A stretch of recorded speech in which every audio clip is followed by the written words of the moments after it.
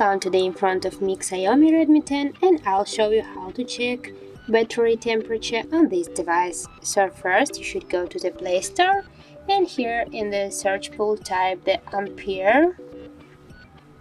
Now we have to get this application, so tap to install and wait a few seconds while application installing on your device.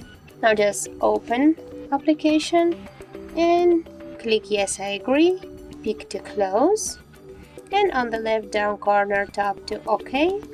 And now as can you see, the temperature of your phone is 34 and 6, and also we got here a lot of different information as health of our battery, the Android version, the model of our phone, and a lot of another information. So that's it. If you found this video helpful, leave like, comment and subscribe our channel.